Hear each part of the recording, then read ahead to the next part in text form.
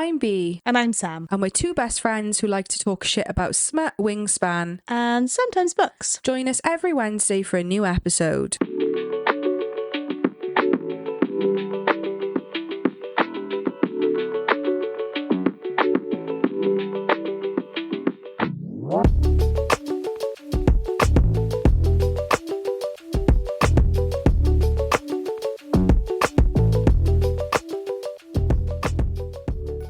Welcome back, Smutterflies. Oh, yeah, I forgot about that. Smutterflies. Hello, our little Smutterflies. I know, I don't know what we're going to say. I think our little Smutterflies is lovely. I love that LJ's is my wicked darlings. Like, every time I see it, I'm like, yeah, that's me. I know. I was thinking of, like, what to call my ARC team. My Pepper Pots, I think, is a good...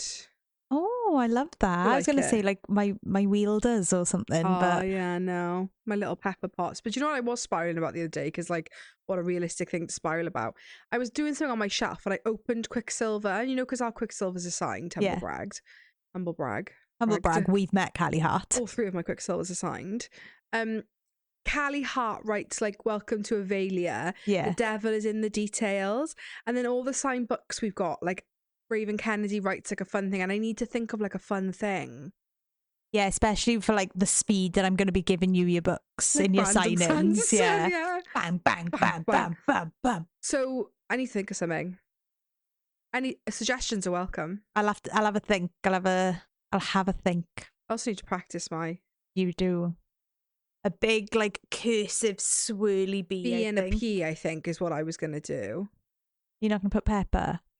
If you could be really quick at drawing a chili pepper, you could put B and then draw a chili pepper. Oh no, that'd look shite. No, I don't think I'd be able to do that. For the rest of the Throne of Glass series, we will have updates to share. Yeah, you know, as in like what is going on, like what's happening, what we reading. That we've recorded Assassin's Blade and Throne of Glass back to back. So what I'm reading is what I said I was reading minus Throne of Glass. Well, I'm same as me, but I'm one chapter further ahead on Sunrise on the Reaping, and it's just as equally fucking devastating as the first two chapters. And I posted today about it, and everyone messaged us like, "Yeah, get ready till you finish it." Yeah, I'm like 2 chapters further along in Belladonna than I was when we sat here 12 hours ago or whatever it was. Yeah, it's good. Yeah.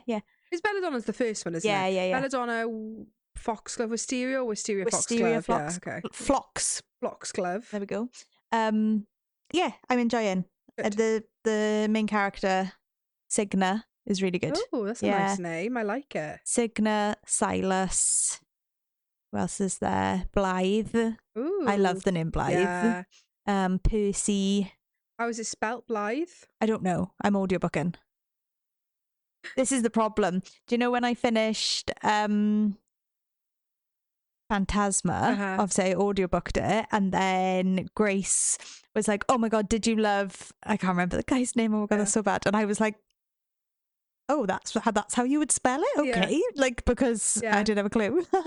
That was one of my like other reasons why I don't think we should, or I did, but why When the Moon Hatched does not resonate audiobook, because you need to see how these words are spelt to, like, I don't know.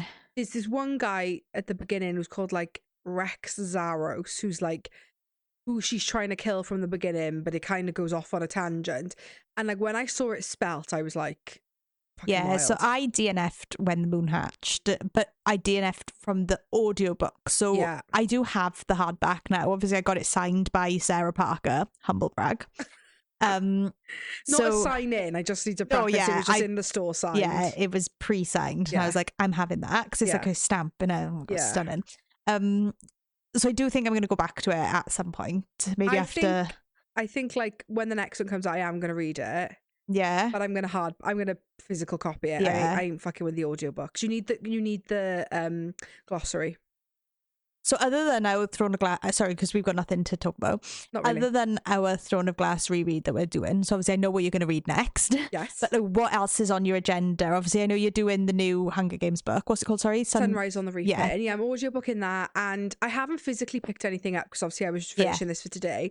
But I think I'm gonna pick up because Crown of Midnight's not big, so Yeah. I got plenty of time till next Monday to read Crown of Midnight. I've got so many betas I need to read. I need to read Cami's beta, then I need to read my friend Rachel's beta, then I need to do Rebel and the Captive, then I need to do Dustbound. I think I've got another beta for my friend Meg. I had a dream about Chris K. Haynes last night. Oh, what was it? Like, just that we were friends and like We are friends. Yeah, but like He listens quite. She actually might be listening to this. Oh well, Chris, I was dreaming about you. I love which how, like, sounds... imagine she's listening. Like, why are they fucking saying we're friends? Oh my god, no, we're not. literally, there, and she's probably like, why the fuck is she dreaming about me? Like, fucking block. Yeah. But like that we were like helping her plot her next book. Oh yeah. Because obviously she'd want our input. Yeah, of course. Why wouldn't she? Yeah, we were like, just I don't know, like I can't say anything because it spoils Rebel and the Captive. But we were just like throwing things out there, and she was like, maybe. I'll just like write it down and then rips up the piece of paper and throws it. She burns all her notes after we leave.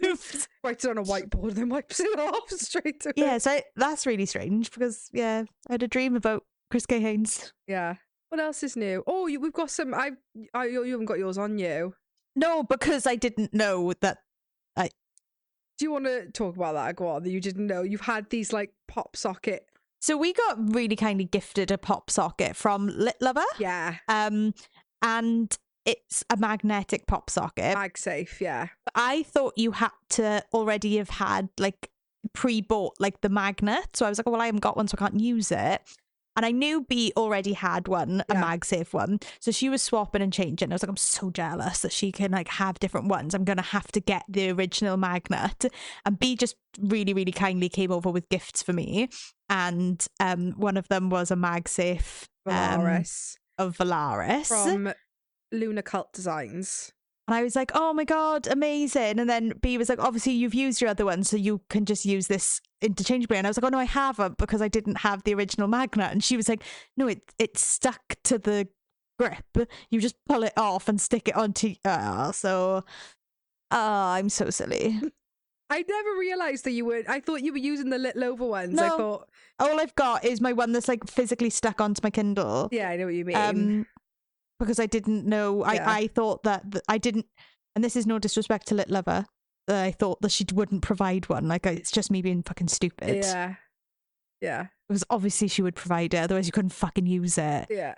So you can, in theory, if you want to, because our Kindle cases are quite thin. You don't have to. Obviously, I've got mine stuck to it because all but of you them can put it inside. Yeah, so you can just have it on the inside if you didn't want to really make it cool. permanent. But mine's always on there because I'm always swapping and changing. Yeah, because you want it. If those actual circles though, if you did want to buy more or replace the sticky, you literally can get a pack of like 10 on Amazon for like nothing. Wish I'd known that months ago. Because anyway, here's my Kindle. Here's my Valaris. Not Kindle. My Lit Lover one's just been sat on the side because I've been like, no, I can't use it. And I've never thought to ask you, like, where do I get these MagSafe things from? I've just assumed I can't use it and left it there. We literally had those like before Christmas, didn't we? I feel terrible. But these I bought out of my own money from Luna Cult Designs. Yeah, I'm so grateful. You're so kind. That's okay. It was a thank you gift for pulling the weight for the last fucking 3 months. Did I pull the weight? Yeah, you did. Oh my gosh, yeah, you did. You did all the author spotlights. Even if they were wrong at times, but that's... I love working under pressure. So I'm like, do you know what? Even though I haven't got much time to read these author spotlights, what I'm going to do is I'm going to read the wrong one just to mix it up and make it even more pressured. Was it on your personal book talk account? You posted about reading the sequel to Frost. What's it called? It's got a funny name. Ambrosia. Yeah. And you posted, I was going to comment, like, why are you reading other things when you have so much to fucking read right now, Sam? Like, I didn't. But you were like, didn't love it. And I'm like, Sam, put it down and go fucking read the stack that you've committed to reading. Like, Frost was really good. Is it a sequel? Yeah. No, it's a duology. Okay. Yeah. Frost was really good. Yeah. And like, I literally read it in a day and I read it just after Christmas and it like gave me all like the Christmassy lovely vibes. So it starts in the human world and basically like the human world and the Fae world like interact. In the Fae world, the Seelie court are like really struggling. like financially, and they've been like cast under a spell. So like it's like always frost, so like they can't grow any crops or whatever. So they're trying to like make a deal with the humans so that they can provide them with stuff. And the way that they like generate income is the king isn't married, so they say we'll like host like a trials type of thing, but you can cover it as a reality TV show. Oh my God, that's wild. And a human girl goes in. Oh. And it's just really funny. Yeah. It's quite like tongue in cheek. Yeah. It's really funny. But then Ambrosia, which is the sequel, was shit. Oh, really? And I was like, oh, that's why? a shame. It just like, so are you going to read it before? No, probably not. And this is a spoiler for Frost by C.N. Crawford. It finishes, the human girl wins, right? Yeah. You know, shock horror.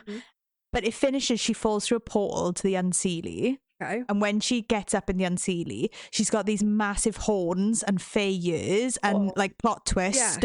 She was an Unseelie, but she'd been like cast out into the human world, and like everything had like years had rounded and whatever. So she didn't know she was fey, and then she falls through this portal and she's like, fuck, not only am I fey, I'm Unseelie. Class. And I've just been betrothed to the Seelie King.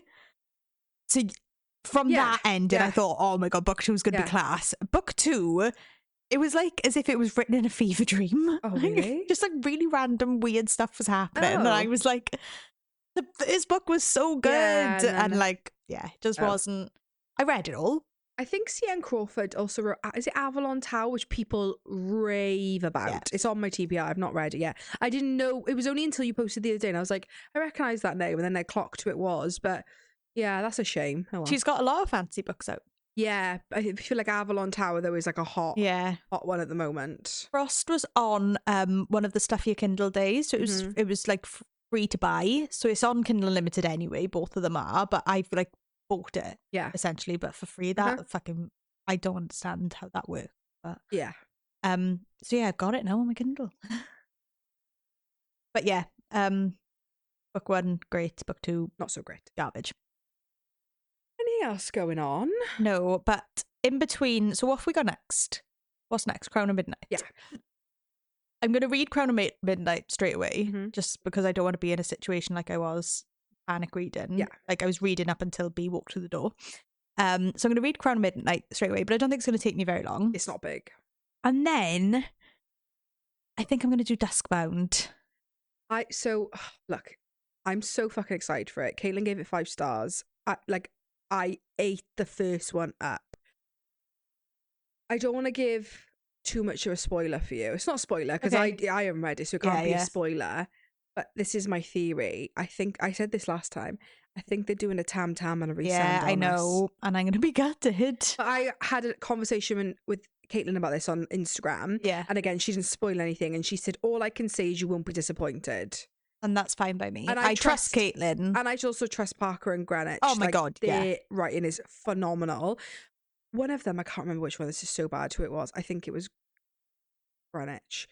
Has just released like a sapphic, like historical fiction, like fantasy fiction. Looks really good. Or sounds really good.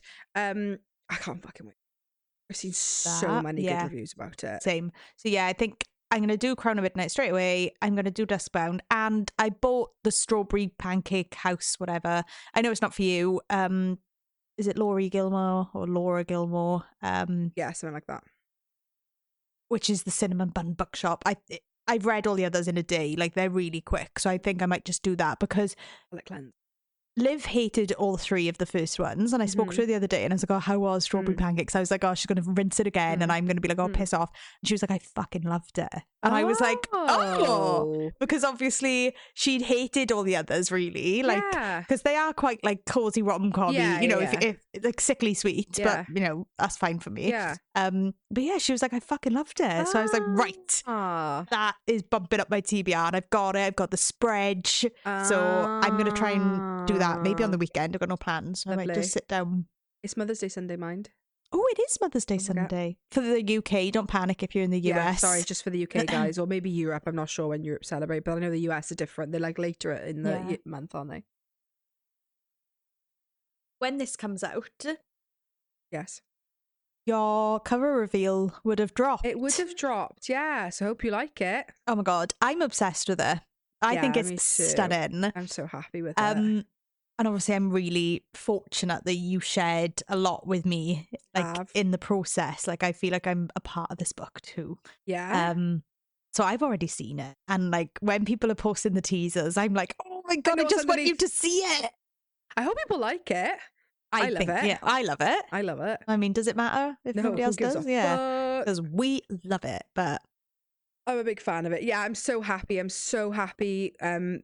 They're called, well, Lexi, but they're like account is Selkie Designs, and they actually designed loads of this. You know, Aurora Crate, which Caitlin and Grace are reps for, and I had the Song of the Marks. Yes. She didn't do Song of the Mark, but she did another one. I think it was with Stasia Stark. She did the cover for, and that's how I found her. And when I found it, I was like, oh my god, like I'm obsessed.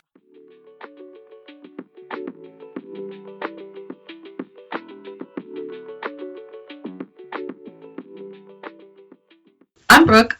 I'm Cammie, and we do Throne of Glass deep dives over at Bookish Realms Pod. Okay, for Throne of Glass, what do the little folk leave outside Celaena's tent when they visit her as she's traveling with Dorian and Kale? Oh, ding, ding, ding, ding, ding! Is it like figures, like little figurines? Sam, do you want to try? Oh, I can't remember. Vegetables?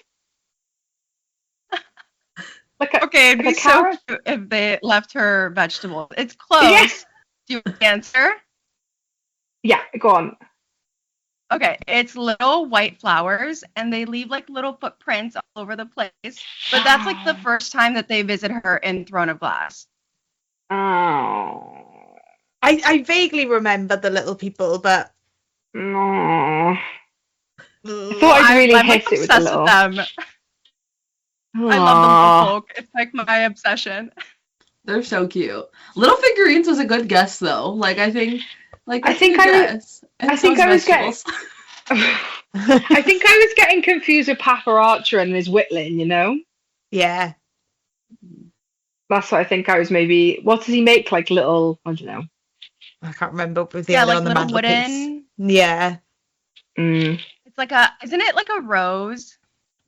Maybe. I can't remember. Again, I've read them so long ago. I'm like, oof, go straight out my brain. We're doing so well, Sam. We're doing. I've got one. You've got nothing. All right.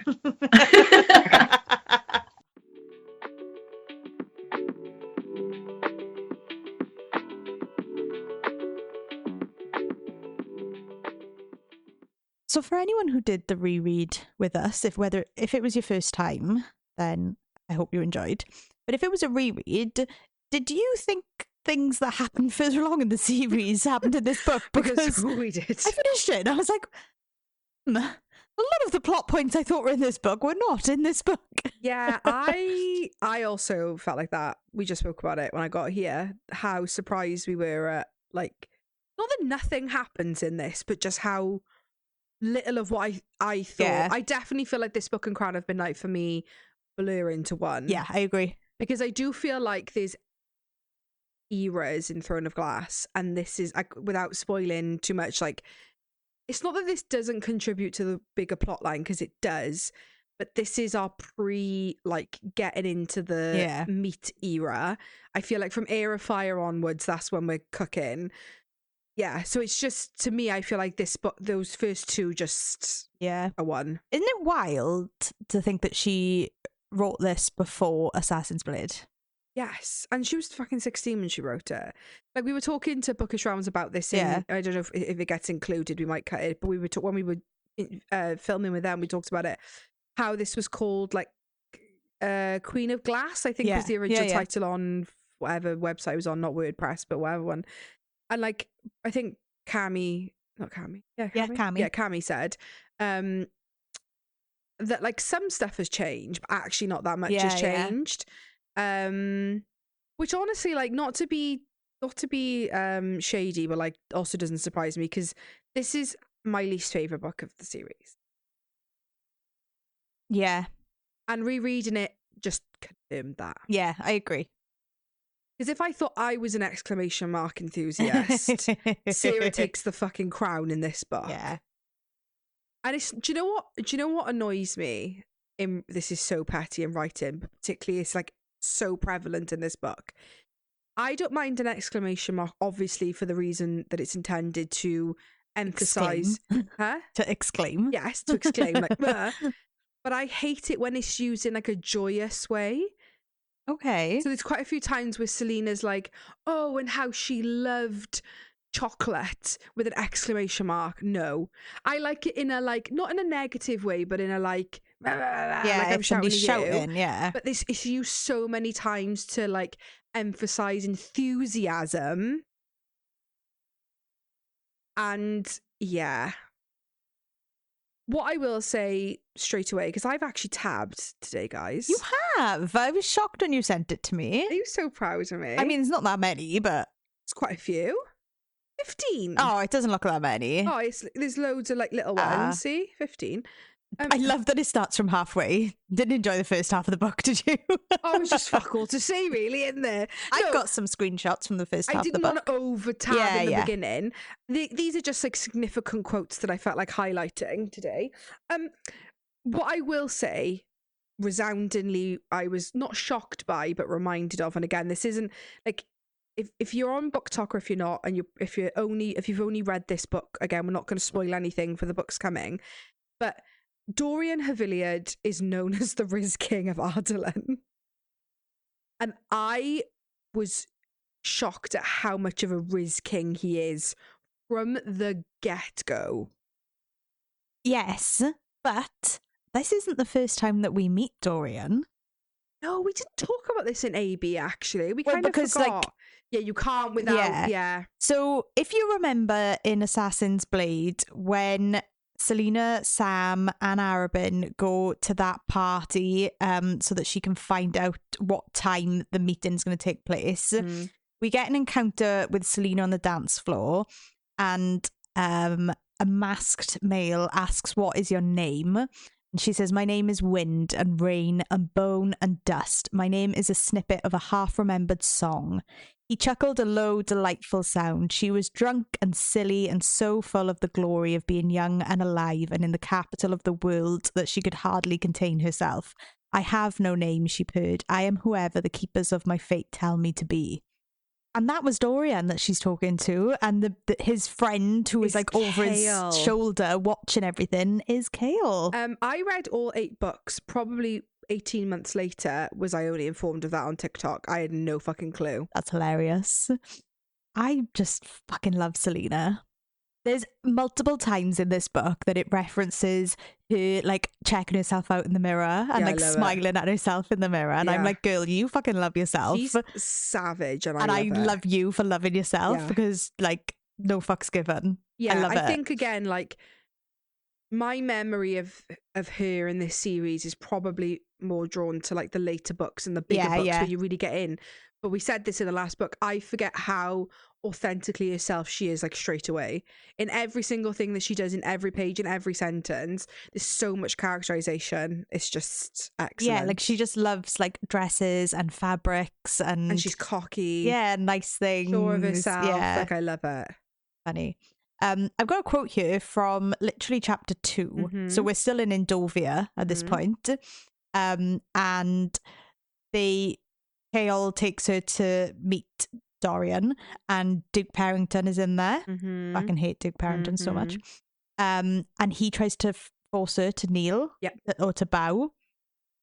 And Dorian says, I don't quite comprehend why you'd force someone to bow when the purpose of the gesture is to display allegiance and respect. It's clear that you respect me, Duke Parrington, but it's a bit unnecessary to put such effort into forcing Celaena Sardothien to have the same opinion. You and I know very well she has no love for my family, so perhaps your intent is to humiliate her, but I think she's had enough of that. So, like, even then, like, he's looking at this assassin who's been sent to Endovia, she's a slave, and he's still got like empathy. He's still like able to empathize with her and like has his moral compass set in the right direction.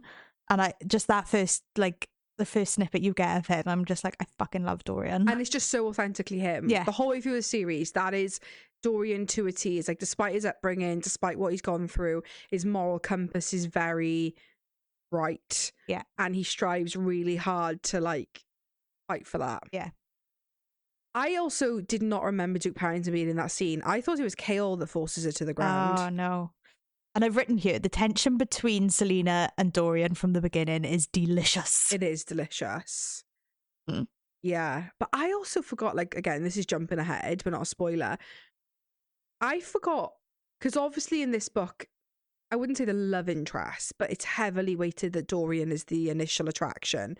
And then towards the end is like am I starting to feel something for the sexy guard? Like, maybe is it Kale? But again, this isn't a spoiler, but like I was surprised at how much tension there was between Kale and Celaena from like the get-go. But I just maybe didn't clock it, because when you're reading it for the first time, you're just like, oh, it's Doria, and that's what we're focused on. It's way more of a love triangle than I remembered it being. Yeah, and I think with Kale, it's like a slow burn, because in the beginning he doesn't trust her. There's guards everywhere, like she's chained, or like she's always got somebody over her shoulder. And then by the end, she's out walking in the gardens by herself. Like, she doesn't have people watching her all the time. He's a lot more lenient. I think he starts to see her. I think in the beginning he sees her as an assassin and as a criminal, and by the end of this book he sees her as person. Well, this is jumping ahead. I actually tabbed this one scene, but a really significant scene is when they're like celebrating. Is it like the winter equinox, and they go to they like call it Yulemas, and they have all the gods and whatever. And one of the people who are dressed up as Diana, the goddess, gives her an arrow. Yeah. She hands it to Kale and says like, I guess I won't be allowed this. And he gives it back to her, and he says, "No, you can keep it. You might need it." Oh no! And he says something like, we should trust what the gods intend, or something like that, like to that effect. But just so interesting that like he's allowing her to keep this weapon, or like not all of a sudden, but like that's, I think, a really big display of, because in the beginning she's not allowed a knife with her like breakfast, lunch, or dinner. Like, she's only got a spoon and a fork. Yeah. And she makes a weapon out of hairpins, like, and keeps it. Oh, she's hilarious. Yeah, she's great. She's great. I love how scared of her that they all are. Oh my God, love that. Yeah. Love that for her. I found something really interesting, and we can't really talk about it until probably the last book. Oof. So we might have to come back. Okay. But I've written here, Dorian's eyes came neither from his mother or his father. Interesting. Mm-hmm. Not much more we can say on that. Yeah. Moving on. I was just going to see what was the first thing that I tabbed. These things, they're clear, so you can write on them. So some of them I've written on. The first comment is, so this is Dorian's mother, Georgina. You know, she's nagging him like, you need to marry, blah, blah, blah. And she says, what about Elise? The Queen said, indicating to a blonde young woman clad in lavender. She's very beautiful and can be quite playful. And then the inner monologue of Dorian is, as I have already learned. And then I put Riz over the top. That's just all I've written is Riz. Yeah. Sorry. Just absolute Riz King. He is. His like cheeky flirtation with Celaena is delicious. I love a rake. Yeah. Like, I love a cocky bastard. Yeah. And Dorian Havili had. Oof. I've written here, chapter 11. The fact that Celaena doesn't want to wake up and was up until 4 a.m. reading. Oh. Girl, you are me. And then I've put also telling Kale to get her slippers because the floor's cold. I love it. It's fucking hilarious. Yeah. And he just like is like grunting at her, like so like non-verbal with her. And she's like, the floor's cold. If you want me to get out of bed, get me some slippers. Yeah, I fucking love it. That's but yeah, when she says I was up till 4 a.m, because obviously she asks Dorian if she can read, books, and he sends her 7 from his personal library, and that's what she's doing then, is reading the books. Yeah. Brilliant. This is just a quote. Like, I can't really divulge into this. I can just raise it and we can move on. This is Dorian talking about looking at Celaena. He knew her somehow, and he knew she wouldn't. Oh, hold on, I've put the sticker over it. He knew her somehow, and he knew she wouldn't harm him. It made oh my God, fucking Jesus Christ. He knew her somehow, and he knew she wouldn't harm him. It made little sense. When they talked, as sharp as her words usually were, he felt at ease, as if he could say anything. And I just put a little sticker over it saying, knew her. Hmm. Do you remember Kale giving her a ring? Yeah. I didn't until I read it, and I quoted it because I'm like, oh shit, yeah, he gives her a ring. Yeah, really sweet. Swipes Well, it. yeah, they were like favors given out to all the women, and he takes it. We get one of my favorite scenes in this book, Uh-huh. and it's the first time that Celaena meets Nehemia, Yes. and obviously starts talking to her in Ailway. Is that how we're saying it? Ailway. Ailway. Mm-hmm. And Nehemia says to her, "Get rid of her." About Galtane. Yes. And Celaena just turns to her and says, "You're dismissed. The princess tires of your company."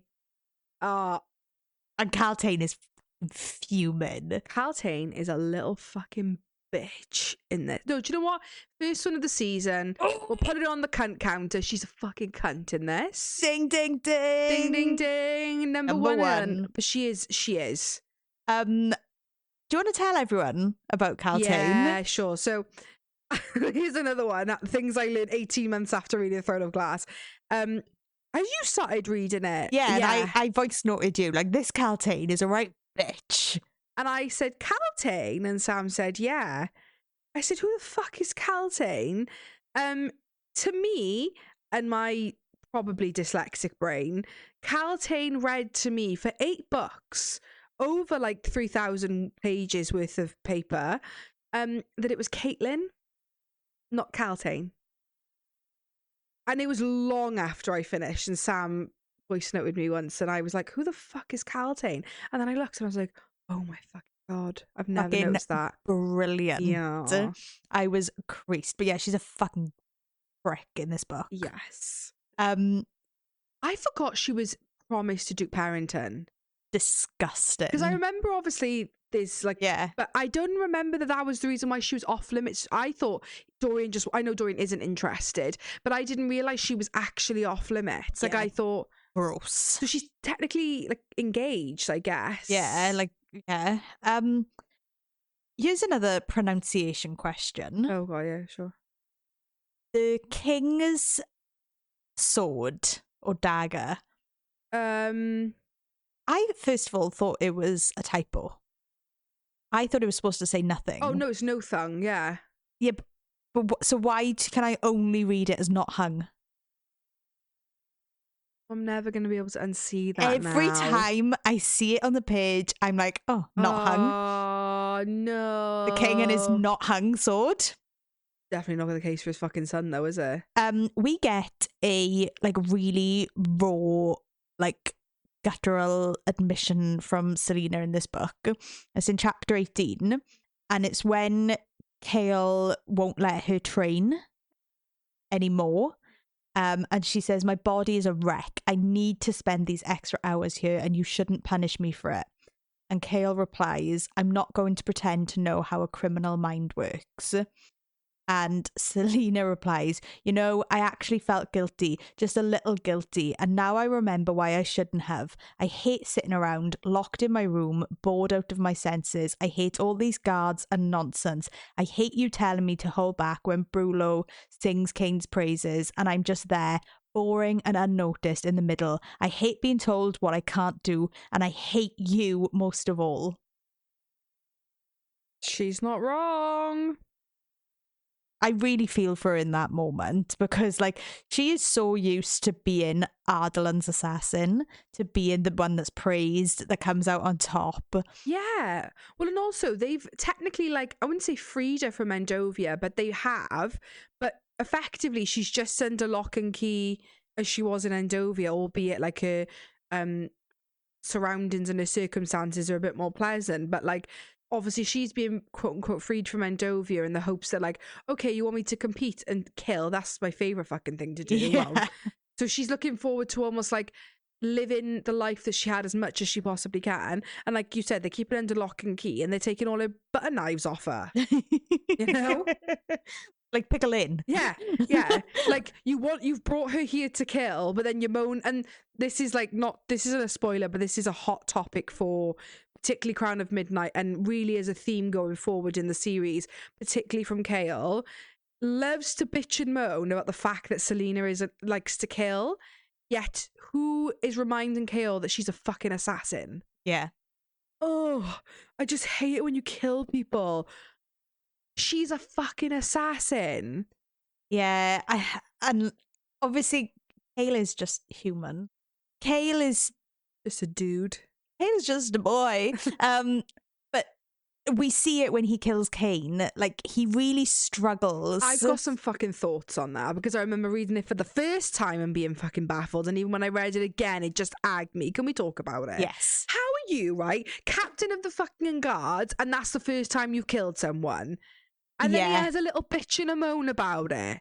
Do you know what I think it is? I think he's almost like a glorified security guard. He is, right? Because he trains the army and sends them off, but I don't actually think he goes himself. No, this is the thing. And then I'm like, you're pissing and moaning. Like, you're lucky fucking the King of Ardalan gave you the job. He only gave it to you because you're his son's, like, kind of like, what's the word? Like, unrequited lover. Like... and then, like, you're crying and pissing your pants because you stabbed someone.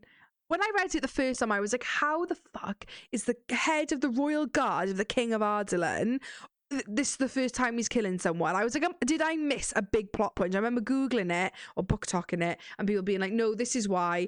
And even now, rereading it, it agged me so much. I hate that. Like, I don't like to jump on the hate Kale train, but I'll be fucking on it for this book because that was ridiculous. I think he's like the CEO of a company. Like, he's playing golf. He's not actually doing the work. He's like the CEO of Subway. He's not making the sandwiches. He's like sat behind the desk counting the money. Basically. He's training them on how much meat to put in the sandwich. Yeah, make sure your tomatoes are only a centimetre thick, but he couldn't cut a centimetre thick tomato and would cry about it if he did. Also, there's so many hot feelings on this.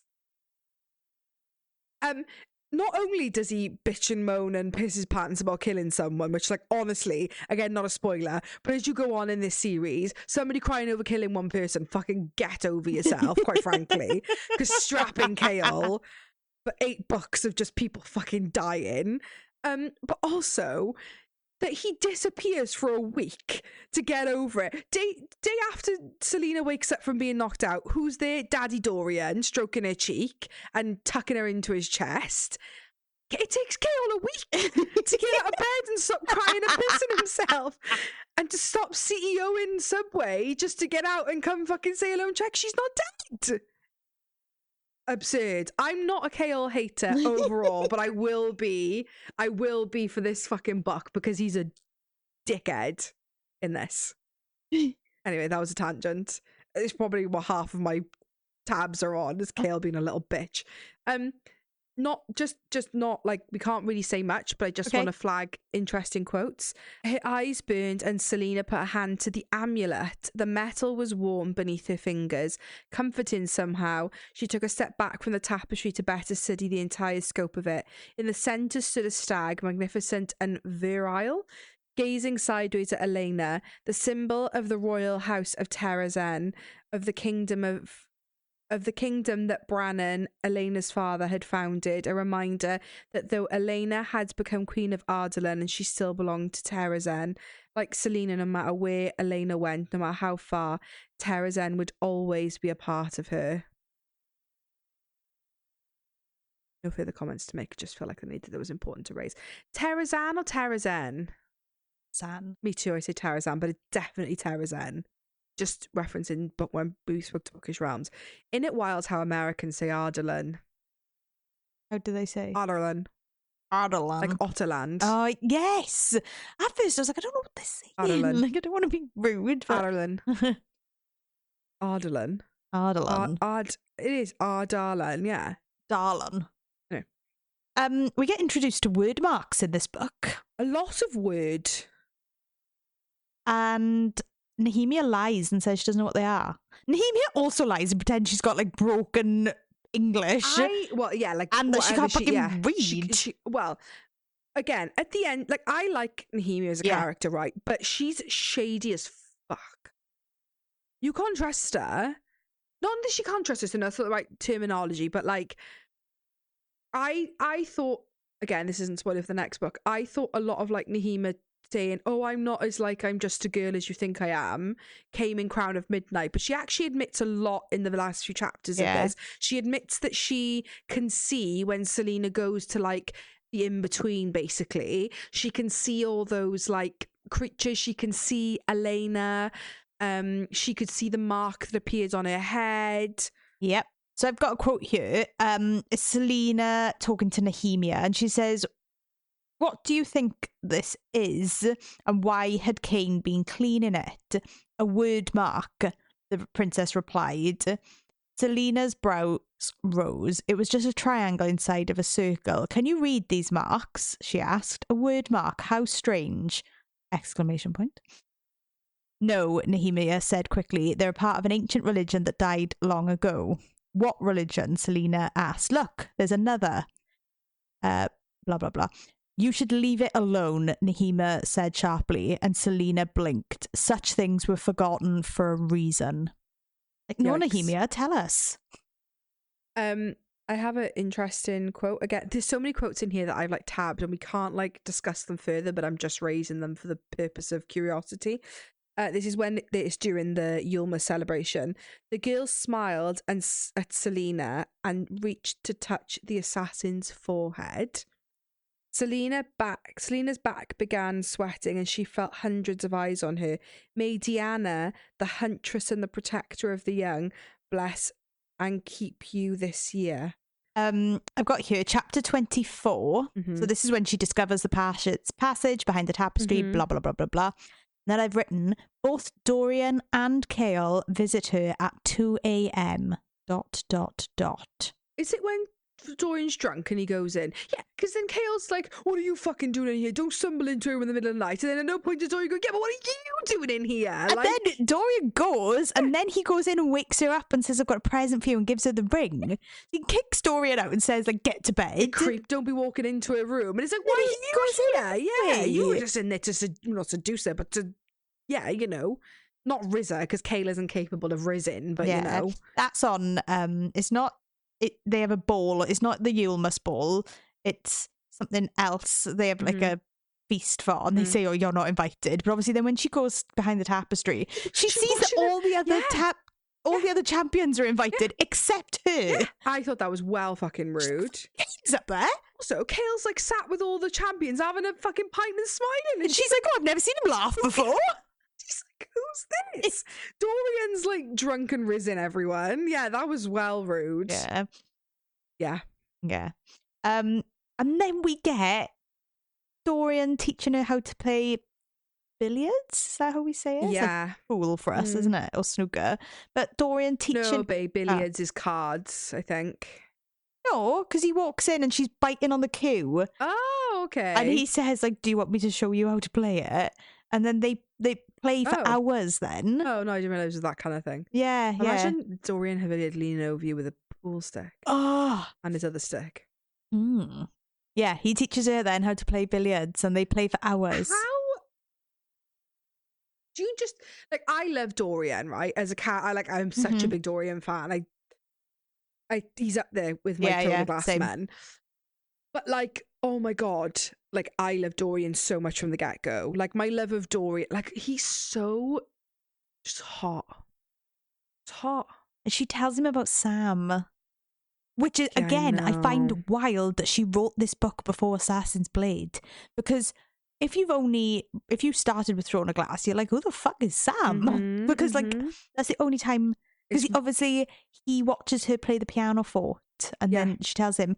And then, we didn't talk about it in the Assassin's Blade episode, because I forgot to mention it, but Sam getting her the sheet music. Oh, fuck, I forgot about that. And it's not like publicly available yet because it's a new show, and he gets to the sheet music. Yeah. And in my heart of hearts, I know that that's the music she's playing when Dorian walks in. It. Yeah. I just know it. Oh God, these fucking books. I know. I've written here, Yulmus Ball in a mask. Very Cinderella story vibes.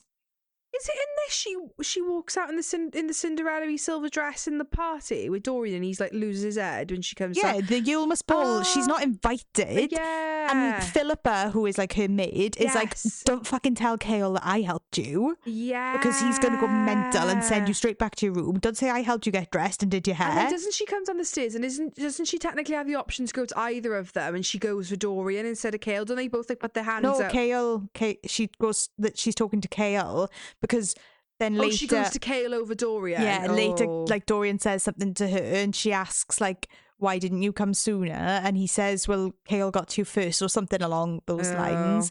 But somebody is talking to Dorian and they're like, do you know who that is? And he's like, no.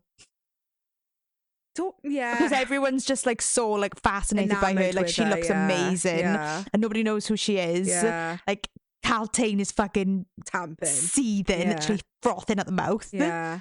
Also, what we haven't talked about with Caltaine. Drug addiction. Drug addiction's not funny. That's not why I was laughing. I'm sorry. Yeah, she's on the opioids for her headaches. No, I was gonna Loves a say, spliff. yeah, I was gonna say like one of the first chapters that we meet her in, and Celaena's watching from the balcony, and she kicks the flower pot down and covers her in mud, and she's like, "Oh, I'm gonna have to go and change." Yeah. Oh, And Kale's like, "I fucking saw that," and she's like, "I don't know what you're talking about." Yeah, Caltaine always gasping for a pipe is just like, yeah. I can't. Yeah, no, I know, yeah. I know, but yeah, funny. And yeah, just the fact that she fucking kicks that flower pot off and covers her in mud is fucking hilarious. So funny. But yeah, her drug addiction and yeah, the whole Duke Parrington thing. Wild. Dorian kisses her. Yep. Ugh. Yeah, he does. And then she Yeah, he ends does. things with him. Yeah, I know. She says, like, I can't do that again. Yeah, I think like I've got once that she's the flagged. champion, isn't it? She's like, She well, says it's inappropriate to have that kind of relationship. yeah.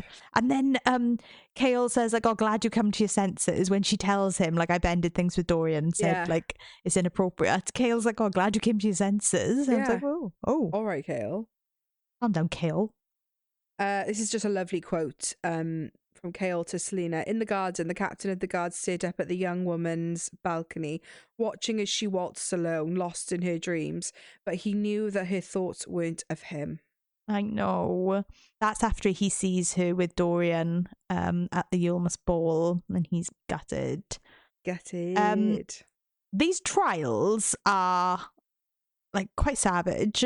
Obviously, a lot of... Because, like, trials books to me, I always remember them as trials books. Yeah, but this... I don't remember this. Like, obviously, I know there's Yeah. trials, but I just don't feel like it's the main plot. yeah. But my favourite one is when they have to climb the building and Grave is trying to knock Knox off. Yes. And she goes swinging down and saves Yeah. him. And then she's fucking tamping because she came so low in the ranking. And Kale is like, oh, 18th's not that bad. And she's fucking fuming. Mhm. But I'm like, again, showing her moral compass. We know she wants to win this competition. We know that she's ruthless and she'll win any way she can. But she also wants to save people she kind of Yeah. literally knows. Yeah, Because she when- kind of does know Knox. Yeah, well, she'd previous, cheered of him, yeah. hadn't she? But yeah, then goes swinging back down to nearly the beginning to stop Get someone him. falling I to their know, death. I I'm just know. like, oh, Celaena, the woman that you are. Again, can't really comment on these, but they're just interesting to raise. Quotes. This is when Kane is like about to kill her trying to kill her at the end, and he's talking to her. Kane lifted his sword and ran his finger through her blood. Kale reigned in his disgust and anger. Kane let out a breathy laugh. What was it like when you woke up between your parents covered in their blood? Your mother was a pretty young thing, wasn't she? Kane said. Be quiet. She tried to surge to her feet. How did Kane know these things about Celaena's past? Oh, God, it's harrowing, isn't it? We just really, really quickly talk about Dorian giving her a puppy. Fleetfoot, yeah. We talked about this in Quicksilver, maybe in other books where there's pet compliments, compliments, companions. Yeah. they make me nervous Yeah. because I'm just always scared they're gonna fucking die. I don't think this is a big thing to spoil for anyone who's not read ahead. Fleetfoot does not die, We are safe. thankfully. Yeah. Fleetfoot is safe. Anytime that fucking dog is mentioned, I have no peace. Yeah. Because for me, the only reason writing in an animal companion is because people are going to kill them off. Yeah. So I wanted to enjoy it a lot more than I did. I did. Yeah. Because I was just always living in fear that Yeah, I agree. Fleetfoot wouldn't be fleeting his feet much longer, you know? Yeah. He's cute though. Isn't he like one of Oh. the runts? Because Dorian's dog like escapes and bangs a Yeah, friendly dog. Yeah. basically Dorian's bitch Hunted. I is, don't like how much he uses that word. He calls is her a a bitch all horny the- little bugger Yeah. and escapes all the time and just fucks anything. I guess knocked up by the local tramp. But he wants them to be like thoroughbreds. Yeah. And she's like, nah. Yeah. I've shagged the mixed breed down Yeah, the yeah. road. Because they're basically like golden retrievers, aren't Yeah, they? yeah. Yeah. Also, I don't know why I mentioned this like previous. The glass castle Mhm. just gives me like massive Frozen vibes when Elsa's on the mountain throwing her castle up. But you know, considering the whole series and the first book is called Throne of Glass, there isn't really that much emphasis on the castle being glass. No. And why is Selena so scared of it? What's your last tab then? I can see one more come in. I've got 4 more. Oh, Ooh. in for a treat. This is when she's getting the shit kicked out of her. She lifted her eyes to his face and found his gaze lined with wrong with me tonight. She lifted her eyes to his face and found his gaze, Kale's gaze, lined with silver. Get up was all he said. And in that moment, somehow his face was the only thing that mattered. What else? Interesting. Very interesting. Nahima collapsing at the end of the trial. Yeah. Interesting. Also cannot comment, just thought I'd flag it for... Nahima giving her staff for the trial. Yeah, well, thank fuck she did, because Fucking Jesus broken Christ, yeah, now. well, she's getting a fucking world rocked regardless, wasn't she? Sorry. No, go ahead. We haven't talked, and maybe you'll get into it because you're getting close to the end with your tabs, about Caltaine ended up in the dungeons. Yeah, they double crossed her because she goes to do parenting and said, I did what you told me to do. And he said, what do you mean? I didn't tell you to do anything. Oh Little my god, the sneaky cunt. gaslighting in that. That's the only time I feel sorry for Caltaine in this book, is when he's gaslighting her into like, oh my god, you poisoned her? Gasp! I'm like, he's her fiance, like little prick. Yeah. So Celena's saying to Nahima, if you could speak like our darling, whatever, why make you give you lessons? Nahima looked up at the ceiling because I wanted a friend and because I liked you. Aww. Yeah. Again, can't quite expand on much of that, but what else have I got? Oh, this is very interesting. So this is the end when I think it's when they kiss and then she said to Dorian and we said you can't. And Dorian brushed a finger down her cheek. His finger was icy cold. Ooh, interesting. And then he cuddles her into his chest. She snorted onto his chest, but he gently lifted her chin. His eyes were familiar, like something she'd forgotten. Interesting. So much we can't talk about. Right, let me get my last 2 tabs and then I can shut the fuck up. I've got something I really want to talk about as well once you've finished. Okay. Oh, it's just Dorian kissing her because I'm horny. Riz. Literally the biggest Riz king ever. The final line of this book. She looked at his golden brown eyes and all the promise that lay within them and linked her arm with his as she smiled. Tell me tomorrow. Tell me tomorrow, I'll wait by the window for you. Something I want to discuss. Absolutely, that's what we're here for. Yulmus. Yeah. And the gift that Dorian gives Celaena. What is it? all the sweets and Oh, I chocolate. fucking hate this. I hate it. I hate it. I hate it. The secondhand embarrassment I have when she is like, is it blue or red? Red Oh, I teeth. hate it so fucking much. He says, why are your teeth red? Like, she grins at Philippa, and Philippa's like, your teeth are so red. Then she sees Dorian, and he's like, why are your teeth red? And then she's talking to Kale, and she says, why do you never smile? And he says, if my teeth were red, I definitely wouldn't be smiling.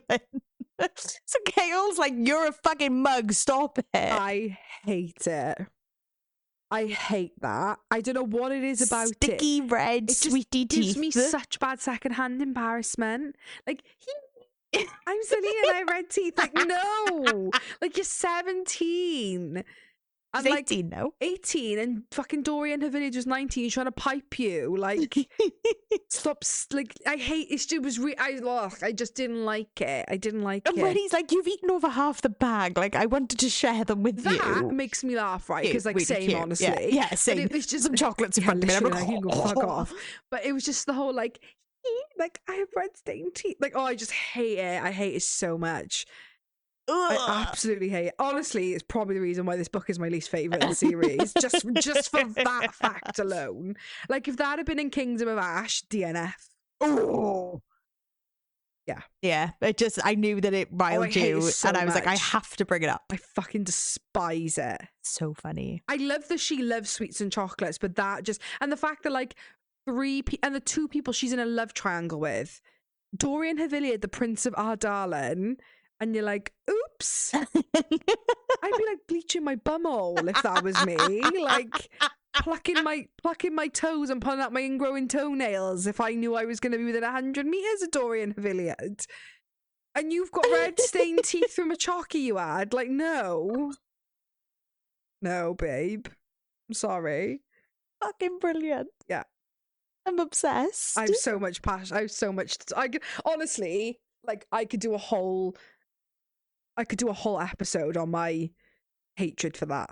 Yeah. It's wild. Wild. Anything else to discuss? I mean, again, like, Throne of Glass is a little bitty one. Yeah. You know, we ain't got much. And like we said, Everything coming now just gets bigger and bigger and bigger and bigger. yeah, after Crown of Midnight, like, we're cooking. Yeah. Hot I'm gonna need cooking. time. Yeah. We are cooking.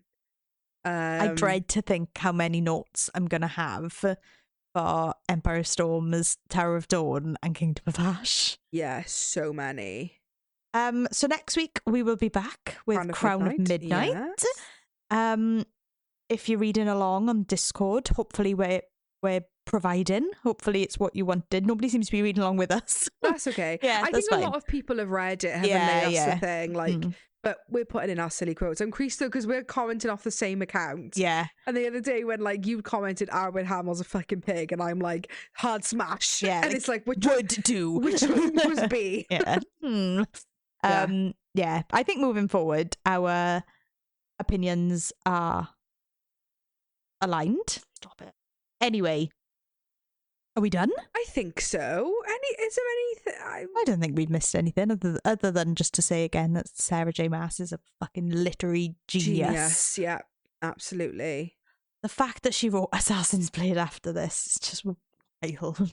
I just think she must have. Well, obviously she would have gone back and reread it and studied it, but like Jesus, what they're like. Because she says about going to Skulls Bay in this book. She says about going to the Red Desert in this book. Yeah. She talks about a friend that she thought she could trust, Ansel. Mm-hmm. She talks about Sam. Mm-hmm. Like, everything. Mm-hmm. I saw a comment the other day on Threads where somebody said, that's why Sarah J. Maas books, you never know what's going to happen, you can't predict, and it all seems so wild because she doesn't think or plan anything. And I was like, are we fucking for real with Throne of Glass? There's no way, like, she didn't have, even if the concept of Assassin's Blade was never going to be a book, she must have had all of that backstory built into her head to be able to write that. it. You don't just write stuff like that to leave them open-ended. Fuck off. I know. Nonsense. Anyone who's got anything bad to say about Sarah J. Maas, fuck off. Nonsense. Are we done? I think so. And then Thanks so much for listening. Follow us on TikTok and Instagram at a pod of Smut and Wingspan. See you next week. Bye.